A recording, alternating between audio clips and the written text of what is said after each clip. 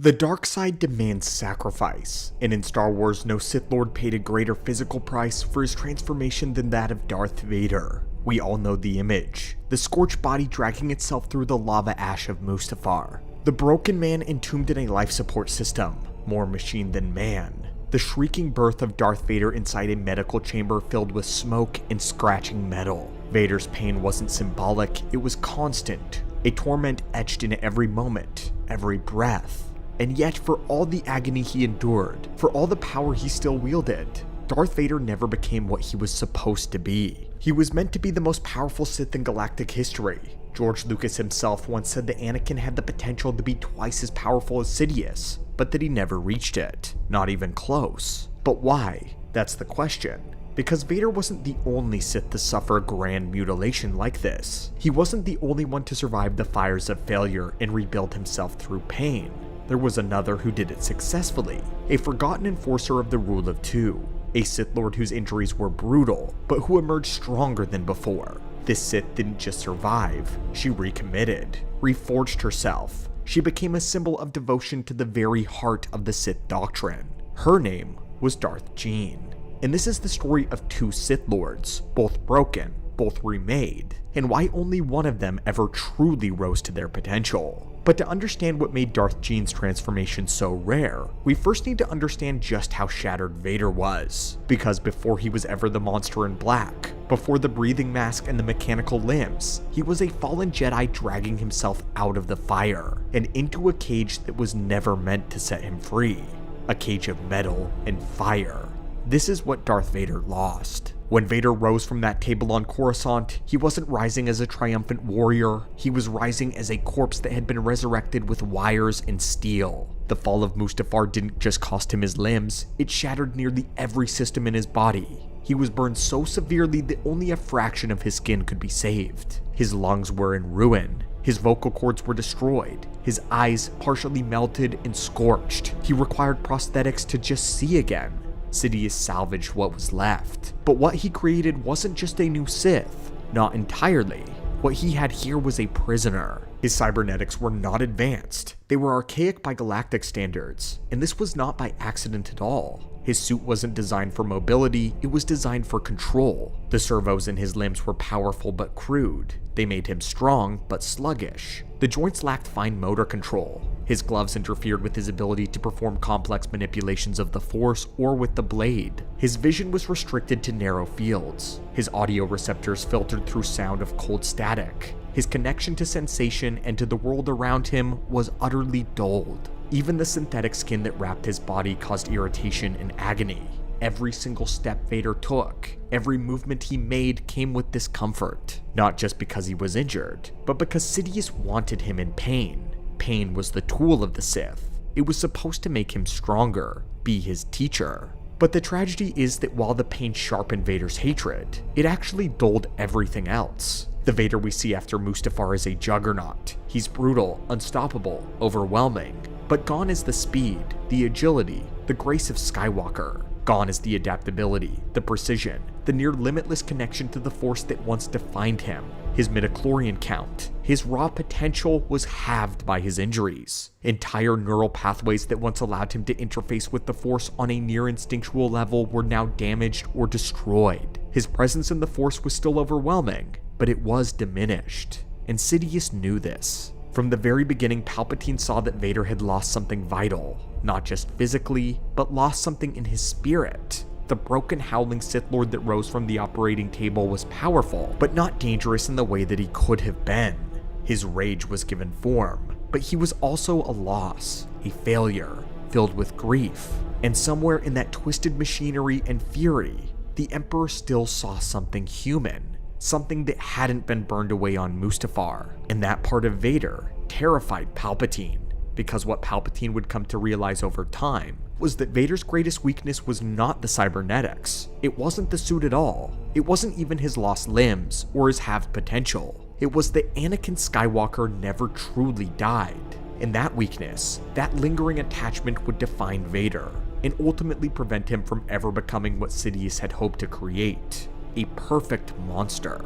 For all the damage Mustafar did to Vader's body, it was the damage he carried in his soul that Palpatine would come to fear the most. Because while Vader wore the armor of a Sith Lord and wielded the power few in the galaxy could ever challenge, he never fully killed the man that he once was. He never fully buried Anakin. He simply dragged him along. The Sith demand transformation, a death of the self followed by the rebirth in the dark side. It's not enough to change your name. It's not enough to put on new armor. You have to become something else entirely. But Vader never completed that cycle. His hatred was real, his power was real, but so were his attachments, so were his regrets. He had pledged himself to the Sith while trying to keep pieces of his old self alive and well. And Sidious noticed all of it from the very beginning. Palpatine may have created the cybernetic body of Vader, but he never fully forged the mind of a Sith.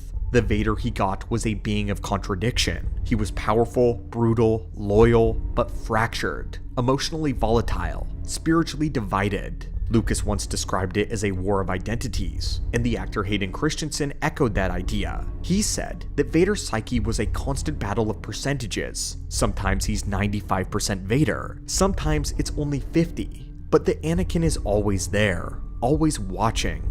That internal fracture is why Vader never became what he could have been, even with his diminished midichlorian count, even with his physical limits. Sidious believed that Vader still had the potential to grow stronger, maybe even strong enough to challenge him, because the dark side thrives not just on hate, but on clarity, on commitment. Vader never truly had that clarity. His hatred was polluted by memory, his drive was tangled in grief, and though he tried to suppress it, through violence, domination, and through cruelty, the past kept reaching for him. His obsession with resurrection is the clearest example. Vader didn't pursue knowledge to dominate or to reshape. He pursued it to undo his own story. He built machines to bring Padme back. He chased secrets to rewrite his pain. His greatest ambitions weren't born from conquest. They were born from his loss. In that sense, Vader's transformation was incomplete. His cybernetics weren't symbols of rebirth, they were old scars. He never became a new being.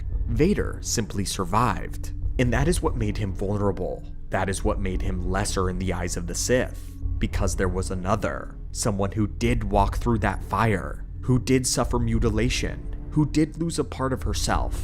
And who had emerged stronger. Proof. A Sith Lord who didn't cling to the past, she didn't fight for what was lost, she bled for the rule of two, and she came back more powerful. Darth Gean. But what makes her so different? Before Darth Plagueis, before Sidious, and before Vader, there was a Sith Lord named Gean. You won't find many statues of her. No operas were written in her honor. No temples built in her name. But the story is one of the most brutal and most important tests of loyalty in the history of the Rule of Two. Darth Gean's master was Darth Gravid, a heretic who lost his mind. Gravid believed the only way forward was to fuse Jedi teachings with Sith doctrine, merging peace with passion, compassion with conquest. It was a philosophy born of madness, and it nearly tore the Sith apart. Gravid did not fall. He turned on the very legacy he was meant to preserve. He began destroying ancient Sith knowledge, scrolls, holocrons, secrets dating back to Bane, and farther, to Ragnos, Vitiate, the Ancients. All of it wiped away in a fanatic effort to purify the Sith. And when Darth Gean discovered what her master had done, she had no choice. She had to stop him.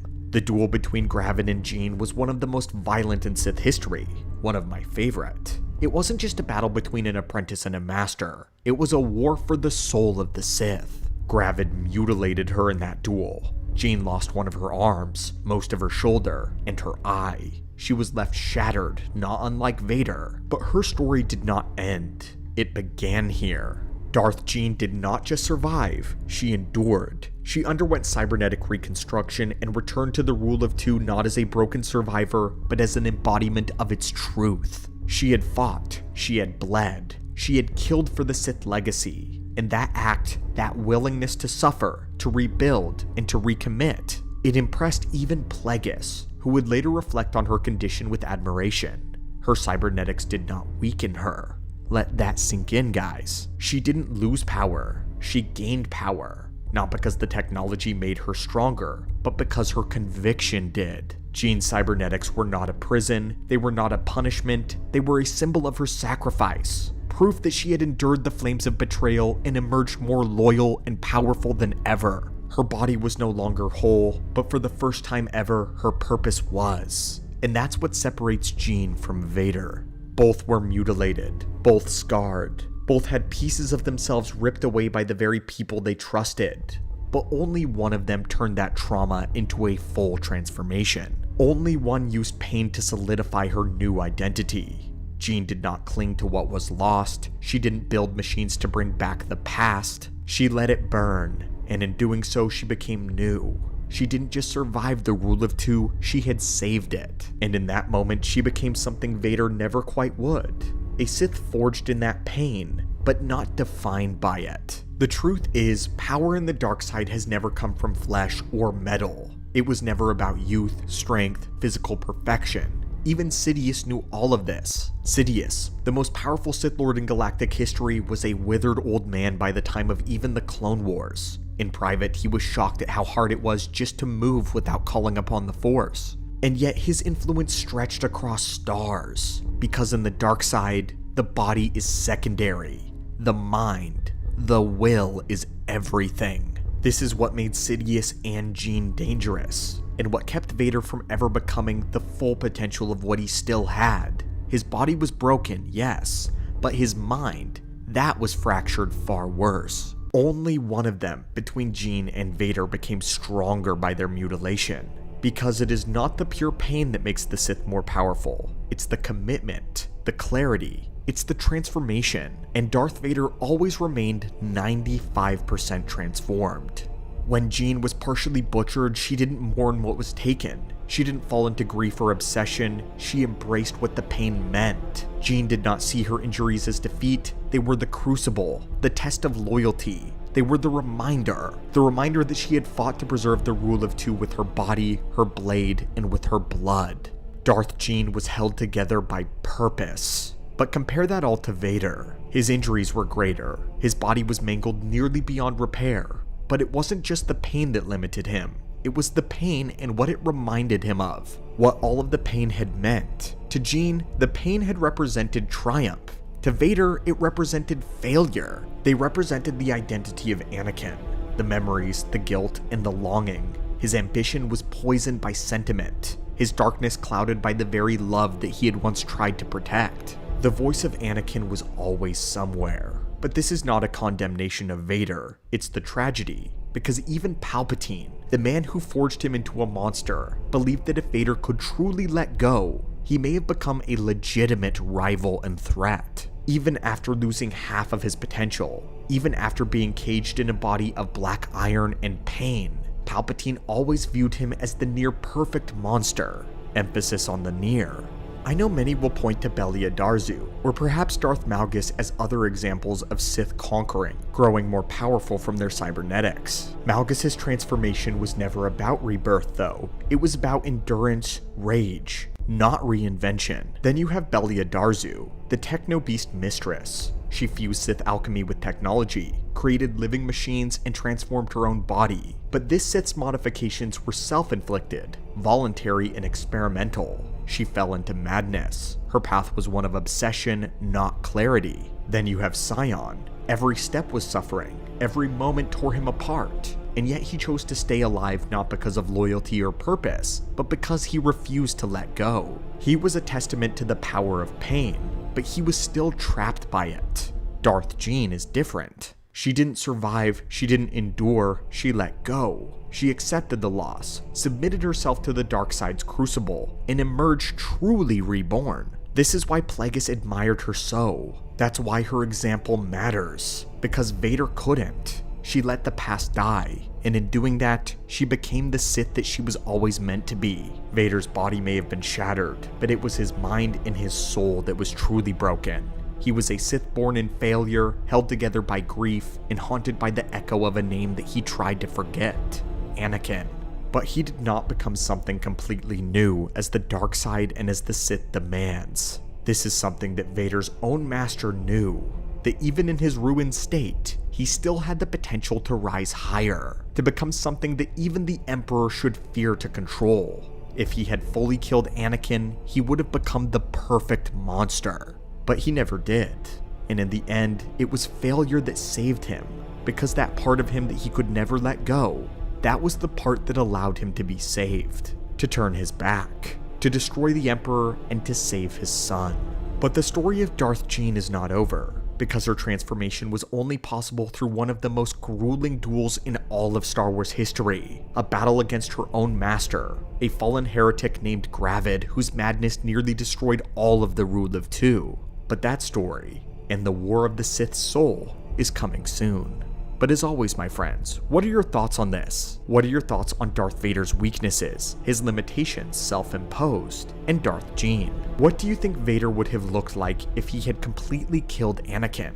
Would he be more powerful than Sidious? As always, my friends and fellow lore junkies, reach out with the Force and crush that subscribe button if you haven't already, and I hope you're having a phenomenal day.